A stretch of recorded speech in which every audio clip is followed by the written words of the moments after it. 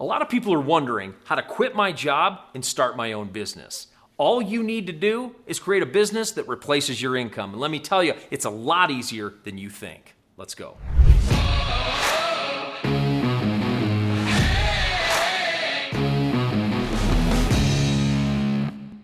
In this video, I'm going to walk you through the 5 things you need to do to launch a successful business so you can quit your job, you can start living life on your terms. So many people go to a job they hate and complain about it all weekend, but starting an own business, it places you in the driver's seat. That's exactly what we're going to do in this video. Being an entrepreneur and being an employee are on opposite ends of the universe, and here's why.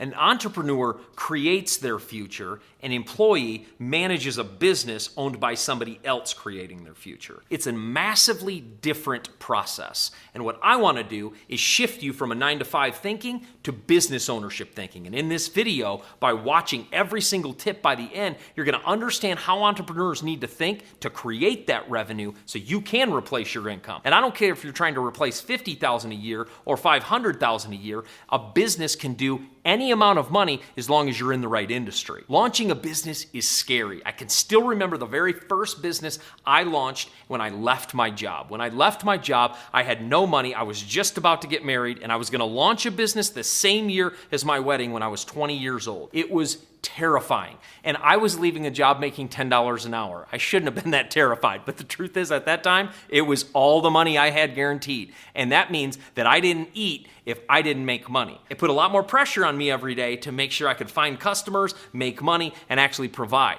And here's the thing. The principles of running a business is simple. The execution, it takes effort, it takes shifting your mindset, and it takes you ready to prepare yourself to truly win. The very first thing you want to do is make sure you don't leave your job too early. So you want to do your research. Start researching the types of businesses and industries that you'd be a good fit for. Maybe you do things in your job that you can actually create a business around. Maybe you work for a company in which you manage all the financials, and you can actually get a certification and become a bookkeeper and start running the books for other people's businesses, but on your own terms. So if you can leverage skills you're already using in order to start a business, that's a huge win. Now let's say you hate what you do. You go in every day and you just hate the tasks you do. Okay, then we can shift industries completely, but it still needs to be centered around a knowledge or skill you have. So you want to start doing research around 2 things. Number 1, you want to start looking inside and saying, what am I really good at and what could I really build a business around?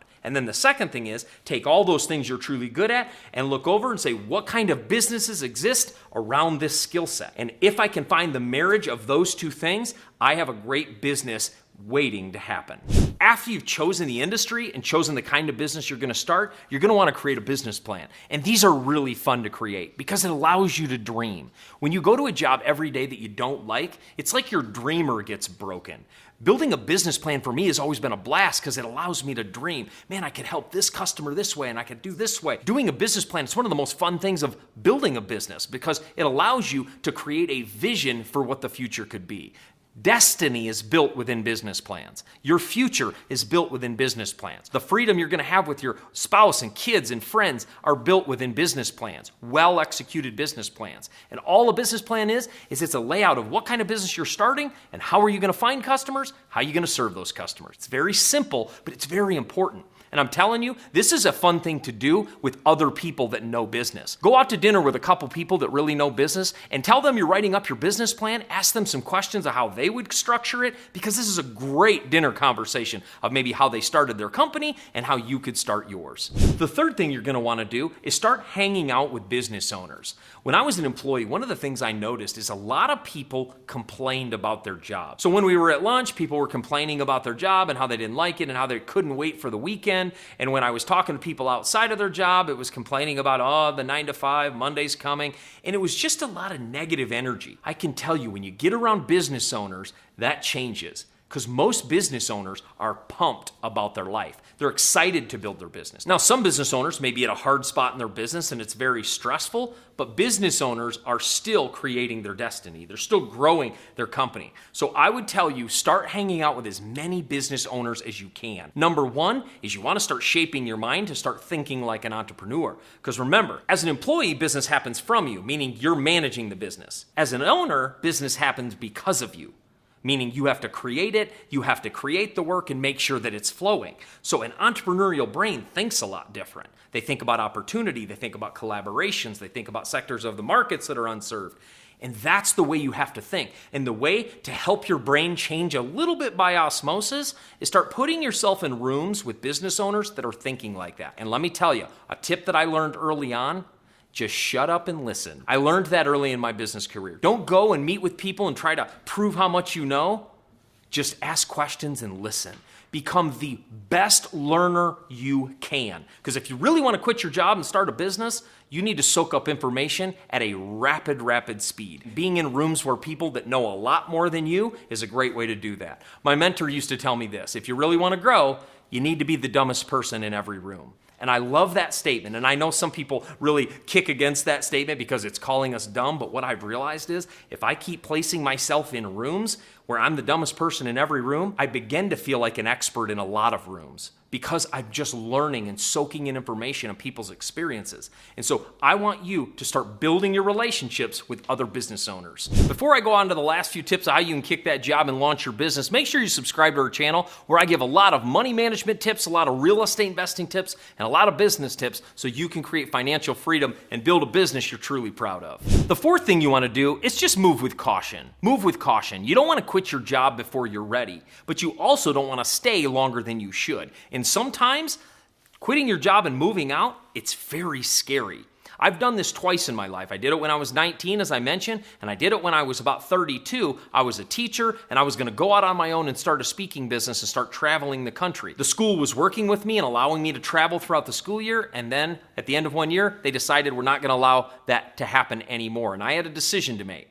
Did I say no to my dream, or do I stay at a job that I'm ready to move on from? It seemed almost like it was stupid to leave a good paying job, but it was even more stupid for me to say no to a dream. And Napoleon Hill in the book Think and Grow Rich said, if you want to be successful, you need to burn all bridges of retreat. And the idea is that I had to jump from that job with a little bit of faith that God was going to take care of me because I really believe I would following a call to help people. And when I did that, it was amazing when I jumped that land appeared. And that's what happens a lot of times. Now, I'm not saying jump stupidly and jump before you're ready, but I'm saying do as much of the groundwork as possible. But there comes a time when you've set on the plane and it's time, the parachute's hooked on, and you're just going to have to jump. It's going to scare the living daylights out of you. But let me tell you, as you're going down, it's a fun ride. But you have to be willing to take that jump. And I've learned it's a lot easier to jump if you got people on the plane that are encouraging you. And that's why it's important to get inside of rooms of people that believe in you and are encouraging you. If you're standing around people that are like, why would you quit a good job? And you're hearing statements that are discouraging this, it's going to make it really hard to jump. And you're going to feel safety on that land.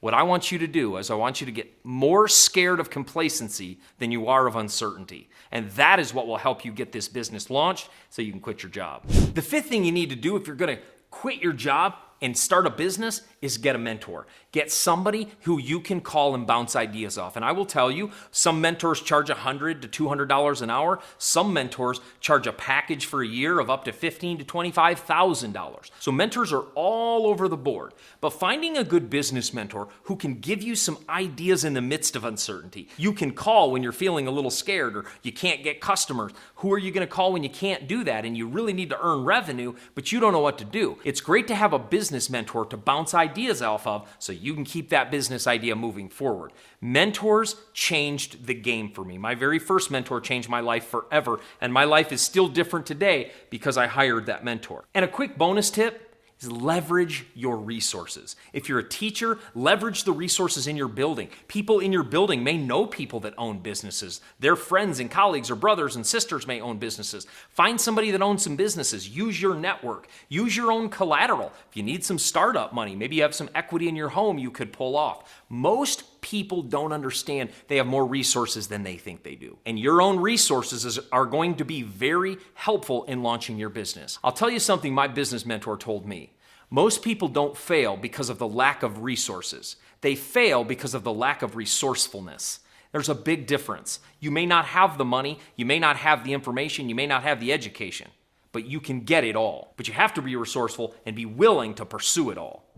I also want to give you a free gift today. I have a free business startup checklist that would be perfect for you to make sure you don't miss any of the important things as you're launching your business. So go down into the description, click that link, you'll be taken to a page, snag your free business startup checklist, and we'll see you in the next video.